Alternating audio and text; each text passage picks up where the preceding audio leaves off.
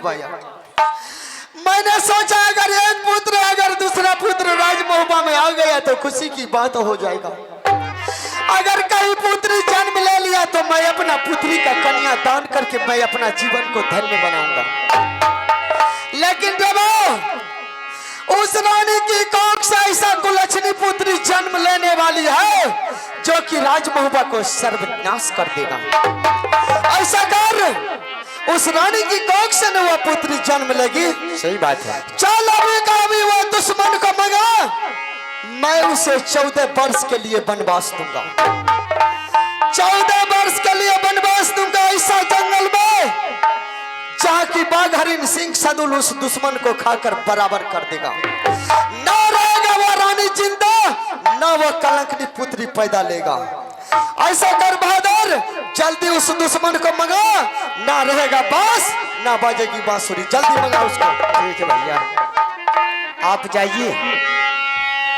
जाइए मैं भाभी को बुलाता हूँ। ठीक है जल्दी उसको मंगा। चले बहु रुद्र चले बहु हमा हो दरबार को।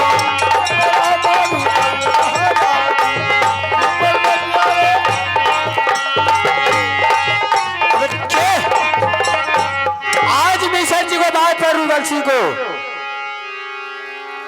मुंड खराब हो गया है। अब देखिए विनाश को पहर आ गया है। अब उन्होंने बता रहा है कि मेरी रानी को मंगाओ। मैंने उन्हें 14 वर्ष के लिए वनवास भेजता हूँ ताकि वह कलंकिनी पुत्री नहीं पैदा लेगी, ना राजमहबा को विनाश हो सकता है। ठीक है, मैं तो उन्हें साथ में रहता हूँ, जो हमें फरमाएगा मुझे करना ही होगा।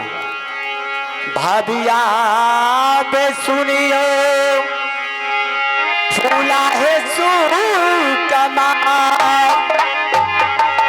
लियो है खबरिया भाभी जी तू है दे ए बारात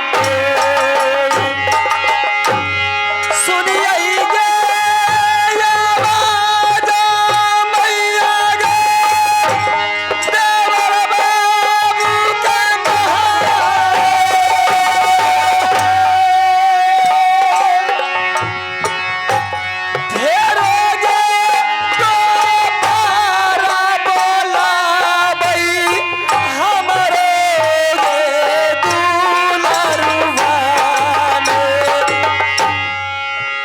चाहे खा बढ़िया सुनियो भाभी है हमार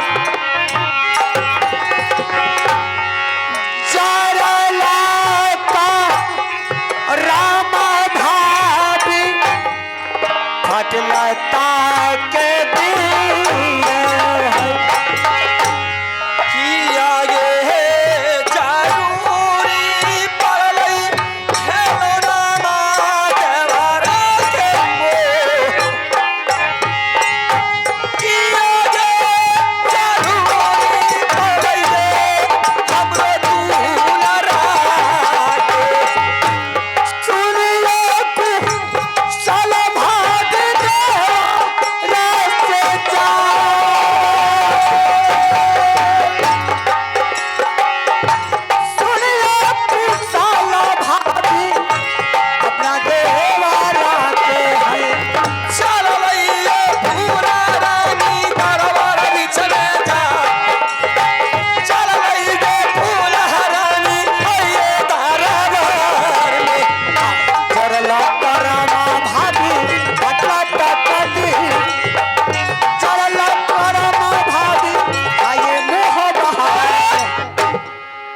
भाभी जी। क्या बात है भाभी जी, इससे पहले आपने दरबार में आए थे, लेकिन भाभी जी मिसर जी ने आपको भाग्यशाली देखा। उन्होंने बताया कि रुदल सिंह तुम्हारा बेटा बहुत भाग्यशाली है और तुम अपने बेटा को उपलक्ष्य में कुछ नहीं किया है। अमर है, बहुत वीर है, बलवान है, लेकिन तुम्हारी रानी जो अब की बार पैदा लेगी, वो लड़की पैदा लेगी। लेकिन वह लड़की कैसे पैदा लेगी? अगर वह लड़की राजमहल में पैदा ले लिया, हंसेगी तो मुंह से आग निकलेगी, राजमहल जल के राख हो जाएगा। और रोएगी तो गंगाधार राजमहल सारा ही पानी को सलाब बन जाएगा। आज वही बात लेकर के बहादुर रुदल सिंह मुझे ऑर्डर दिया है कि तुम्हें रानी को बुलाओ। आप ये सुने हैं कि किन्हीं के कोख से पुत्री पैदा लेती है तो रोती है तो आग, हंसती है तो पानी। ऐसा तो नहीं हुआ। नहीं सुने हैं ना? कभी नहीं तो देखा। आपके भाई साहब ने आपके साथ में मजाक किए होंगे और वो सोचेंगे कि आज मैं देवा के साथ में मजाक करता हूँ, क्या ये समझता है कि नहीं समझता है। दिल ना गवाही दै छै, भाभी है हमार, दिल ना गवाही भाभी जी दै दे ए बारा के। किया ये कुम्हालैया जलिया दुलाया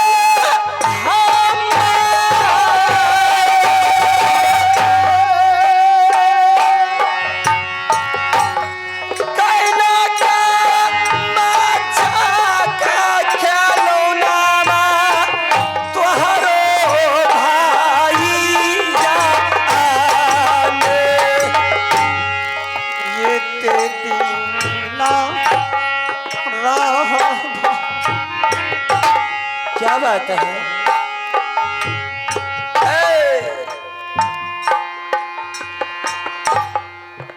माले में जा मुझे समझ में नहीं आ रहे हैं। आजुबान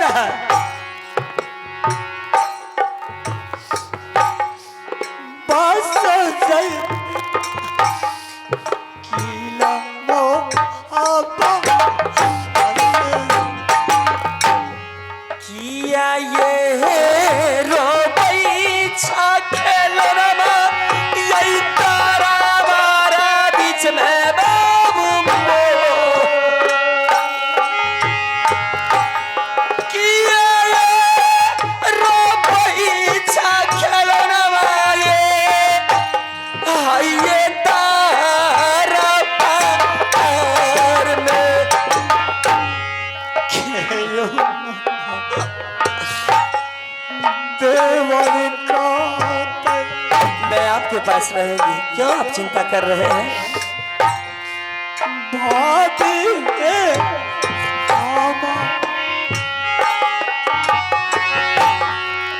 जब बस भाभी किला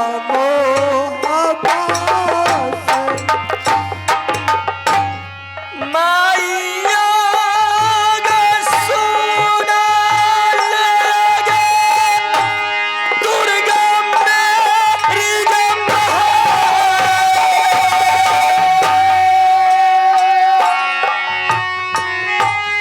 किया दूरा मती आ गई तलाही हमरो गे खेलना के।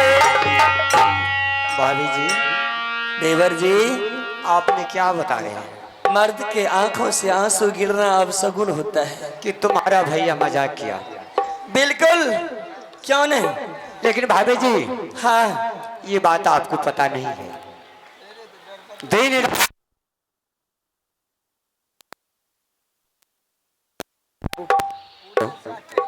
हेलो चेक, बोलिए। हेलो रात दिन रुदल सिंह देवा पंडित को साथ रहता है। जहां भी रहते तो हम दोनों आदमी रहते हैं। खाना खाते हैं एक जगह, आराम करते हैं एक जगह, जहां चलते हैं एक जगह चलते हैं। और जो बाबू जंगीर उदल सिंह बोलता हुआ करके ही छोड़ता है, लेकिन आज उन्होंने बोल दिया कि ऐना दुश्मन को 12-14 वर्ष के लिए वनवास को मैं भेजूंगा। भाभी जी वह भेज कर ही छोड़ेगा। देवर जी, वो इंसान ठोकर खा चुके हैं, अच्छा, फिर दोबारा ठोकर खाने वाले इंसान नहीं है। क्या भाभी जी? इसलिए मेरे बात पे आपको यकीन नहीं हो रही है। वीर के आंखों से आंसू गिरना अच्छा नहीं लगता है। आप अपने भाई साहब को बुलाइए, मैं उनसे पूछ लेती हूँ कि क्या ये बात सही है। तो उन्होंने कहेंगे नहीं ये बात गलत है। ठीक है, मैं बुलाता हूँ। ठीक है, बुलाइए। भैया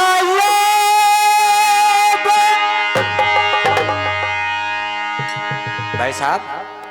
रेडवा, तुम्हारे आंखों में आंसू देख रहा हूं, क्या आंसू नहीं है? ये भैया खुशी के आंसू है। चल ठीक है, रानी आया है, चल तू साइड में बैठ, मैं रानी से बात करता हूँ।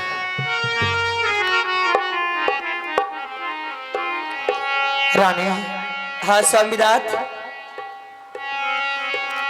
आज मैं तुम्हें दरबार में किस लिए मंगाया हूँ रानी? किस लिए मंगाए?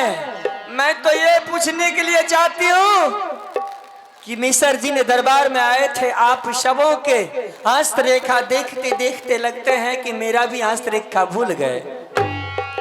रानी। हाँ, लेकिन मैं आपसे सुनने के लिए चाहती हूँ कि आप मुझे एक बात बता दीजिए कि क्या मेरे नसीब में, मेरे हस्तरेखा में क्या लिखा है?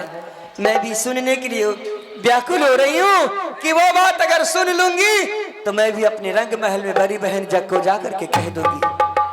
क्या रानी सुनने के लिए चाहती हो? सारी नौरी बानी से जाकर के कह दूंगी कि मेरी कोख से पुत्री या पुत्री पैदा लेने वाली है। वो पैदा लेगी तो इस रंग महल में हंसती खेलती रहेगी। इसीलिए मैंने आपसे पूछने के लिए चाहती हूँ कि मेरी बारी में कुछ बात बताइए। ठीक है रानी, अगर तुम सुनने के लिए चाहती हो तो मैं तुम्हें पंडित जी का सारा हाल बताता हूँ। बिल्कुल सुनाइए। बात यह है रानी कि मैंने पंडित जी से तुम्हारा हाथ दिखवाया। बिल्कुल दिखवाए, और पंडित जी ने बोला कि राजा साहब आप अपना रानी को महल भेज दीजिए, उसके बाद मैं आपको बताऊंगा। हाँ, ये तो बात सही है। मैंने तुम्हें रंग महल को भेज दिया रानी। हाँ। उसके बाद मैंने पंडित जी से पूछा कि पंडित जी ऐसा रानी की भाग रेखा में क्या लिखा है जो आपने रानी को रंग महल को भेज दिए? अच्छा, तो पंडित जी ने बताया राजा साहब अब की बार आपका बेटा का मुंडन का दिन शुभ शुभ निकल रहा है। क्या शुभ शुभ निकला है? और रानी का भविष्यवाणी बहुत अच्छा है। अब की बार आपकी रानी की कोख से पुत्री जन्म लेने वाली है। वाह, क्या पुत्री पैदा लेने वाली है? हाँ, तब तो खुशी की बात है। एक पुत्र तो है ही, और अब जो पुत्री पैदा लेगी तो दोनों व्यक्ति उन पुत्री को कन्यादान करके अपने जीवन को धन्य बना लेंगे। रानी, मैं भी यही सोच करके दरबार में खुशी से झूम उठा था कि लड़का ना सही अब की बार अपनी राजमहुबा में लड़की पैदा ले रही है। हाँ। लेकिन रानी, लड़की तो पैदा दे रही है, लेकिन अगर उसका भविष्यवाणी के बारे में अगर तुमने जान गई तो तुम्हारे पैर के नीचे से जमीन खिसक जाएगी। क्या वो भाग्यशाली है? अच्छा, तेजस्वी है, वो देखने में सुंदर है, वो आएगी लक्ष्मी तो धन का भंडार लेकर के आएगी। ठीक है, मैं बताता हूँ कि तुम्हारी कोख से कैसा पुत्री है। किया ये छिपाई बोल गई ये राजा जी ये हमारा, किया ये छिपाई बोल गई ये रानिया के सरहे को सार कहवा रानी है हमार, किया है जना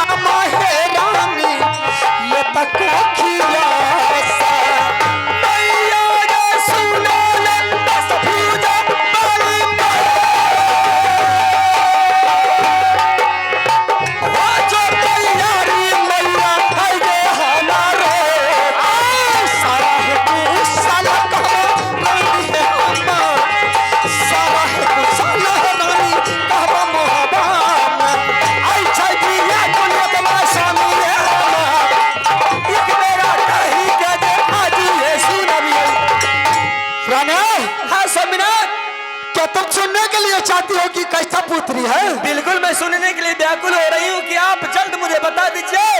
मैं माँ दुर्गा के चरणों में जाऊंगी, धूप दीप अगरबत्ती जला करके मैं भी आकर के अंगना में भोजन सुख से खुशी से खाऊंगी। ठीक है रानी, अगर तुम सुनने के लिए चाहती हो बिल्कुल सुनने तो के कान खोल करके मेरा बात सुन ले। सुनाइए।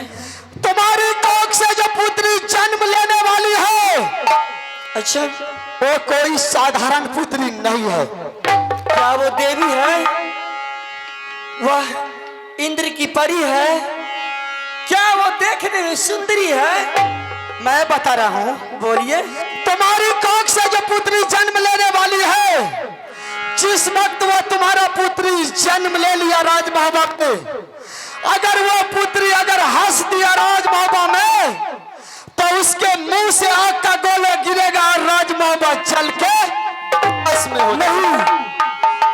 और आगे सुन ले रानी, तुम्हारी कोख से जो वो पुत्री कुलच्छनी जन्म लेने वाली है, अगर उसी टाइम तुम्हारा पुत्री अगर रो दिया राजमहबा में, और राजमहबा में पानी का सैलाब आएगा और पूरे राजमहबा पानी पानी हो जाएगा। नहीं, ऐसा नहीं होने वाला। ऐसा नहीं हो, ऐसा नहीं होने वाला जो आपने ऐसा ही हुआ है। नहीं, ऐसा नहीं होने वाला। ऐसा ही हुआ है।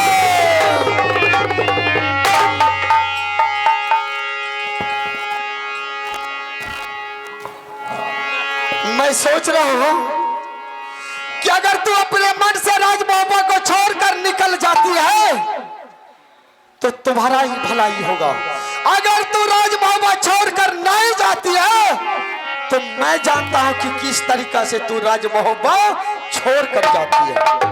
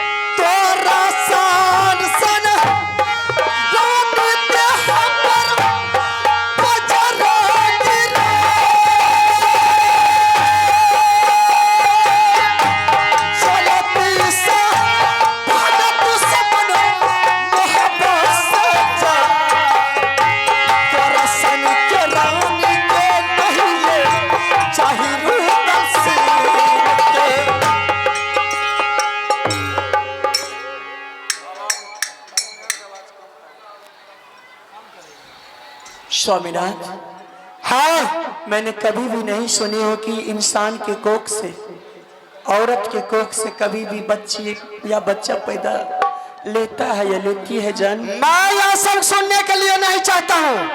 मैं सिर्फ इतना जानता हूँ कि तुम फटाफट राज मोहब्बा को छोड़कर बाहर निकल जा। अगर तुम राज मोहब्बा को छोड़ करके नहीं जाती है तो मैं तुम्हें लात मारकर राज मोहब्बा से निकालूंगा। और ये भी सुन लो, आज से मैं तुम्हें 14 वर्ष के लिए वनवास देता हूँ।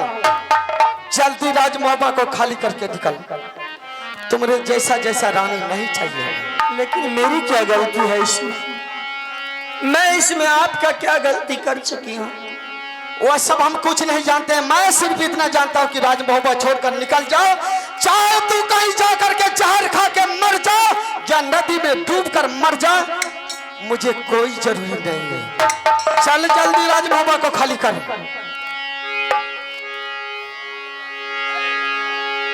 किया ये बनवास पिया, ये रानिया के ये जो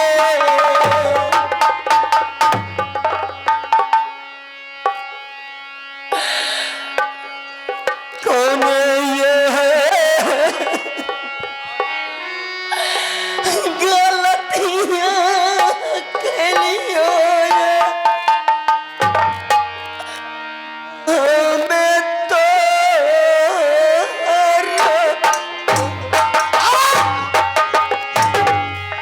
तोरा सान के रानी पे है पर बाजारा की।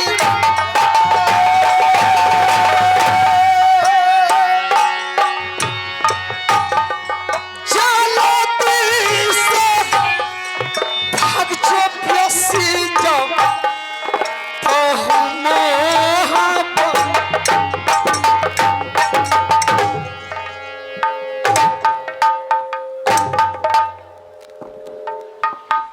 चल राज मोहब्बा को छोड़ करके जल्दी निकल। मैं कहता हूँ राज मोहब्बा को छोड़कर जल्दी निकल जा, नहीं तो मारते लात से सही करके रख देंगे। चल राज मोहब्बा को खाली कर।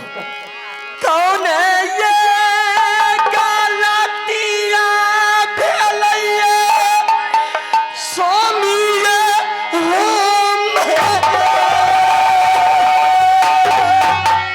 वैसे तुम राज मोहब्बा छोड़कर नहीं जाएगी। मैं तुम्हारे बदन से जब चीर खींचूंगा तब तुमको पता चलेगा। कौन है ये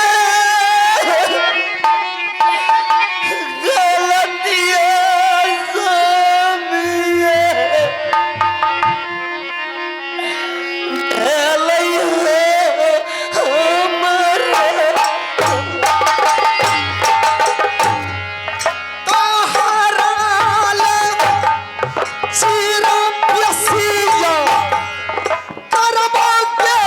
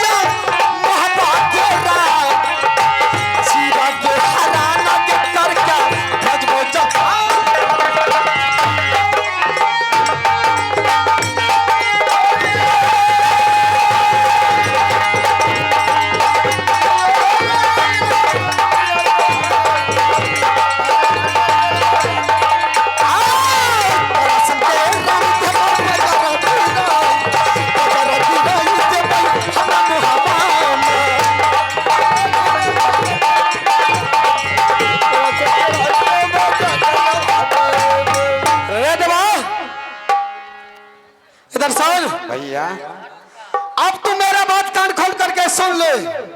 इस दुश्मन को ऐसा भयानक जंगल में ले जा करके छोड़ दे जहाँ की बाघ हरिन सिंह सदुली से खाकर बराबर कर देगा। भैया ना रहेगा यह दुश्मन जिंदा, ना वह कलंकनी पुत्री पैदा। लेकिन भैया आपने बहुत बड़ा जुल्म किया है। क्या जुल्म किया रे? आज एक मिसर जी को बात पर अपने पत्नी को आज दुशासन के तोरे चीर खींच करके और घर से 14 वर्ष को वनवास आप भेज रहे हैं। हाँ, लेकिन भैया मेरा भी बात आप सुन लीजिए। क्यों? इसलिए मैं आपके अधीन में रहता हूँ, आपके साथ में रहता हूँ, आपका दोस्त है और मेरा मालिक है। लेकिन आप जो कीजिएगा मैं वही करूंगा भैया। लेकिन एक बात आपने अच्छा नहीं किया, एक ना एक रोज यही रानी का आशा आपको होगा। मैं इसका दासी बनूंगा। ऐसा ऐसा रानी अगर मेरे सामने भी मर जाएगा तो मुझे कोई परवाह नहीं है। बात तो मैं सुनो। सिर्फ इतना जानता हूँ कि मेरे नजरों से दूर इस कायर को पहले निकाल।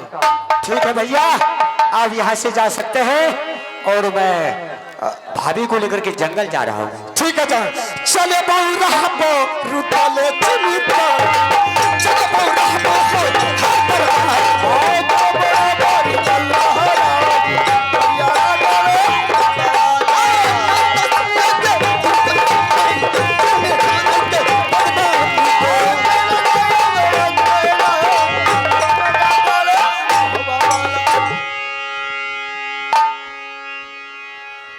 भाभी जी, हाँ देवर जी, देख लिया ना, मजाक है। मैं यही समझती थी कि आपके भाई साहब मजाक कर रहे हैं। अच्छा, हमें क्या मालूम है, या हमें क्या मालूम था कि आपके भाई साहब ने मेरे साथ फिर से 12 वर्ष के लिए वनवास भेजेंगे। अरे जी ये इंसान नहीं है, हैवान है। और जब ये काम किया है जंगल से लेकर के किसी बस्ती तक, तो हैवान को काम किया है, इंसान को काम नहीं किया है। इसलिए मैं पहले ही बता रहा था कि जो इन्हें बोलता है वह करके ही छोड़ता है। अब देख ये मजाक क्या है या सही काम किया है। देवर जी, मैं तो वनवास को जा रही हूँ, लेकिन आपके पास मैं एक अमानत को छोड़ करके जा रही हूँ। क्या अमानत को छोड़ने नहीं चाहते? उस अमानत को आप ख्याल रखिएगा, ध्यान दीजिएगा उनके ऊपर, ताकि वो अपने माँ को याद ना करे। ठीक है? ए प्यारा भट्टी कम लीजिए, भट्टी कम लीजिए। हाँ दुल्हारा दियो,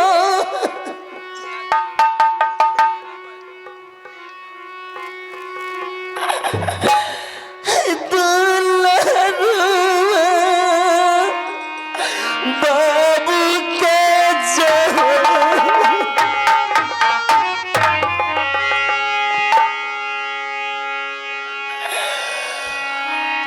प्यारा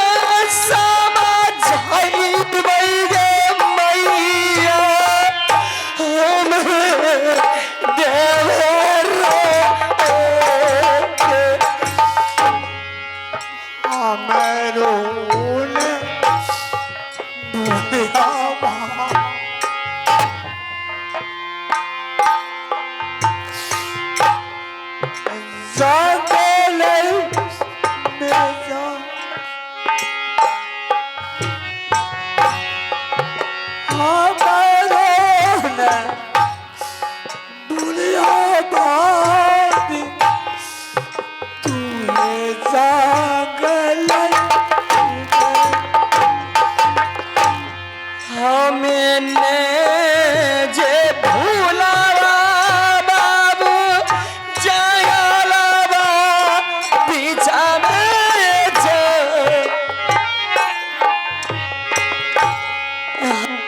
नहीं भूलावा सुनाए हये जंगले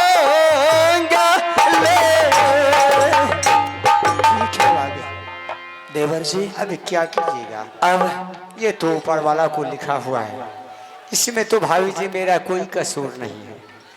मैंने बहुत बार बार समझाया उन्हें कि भैया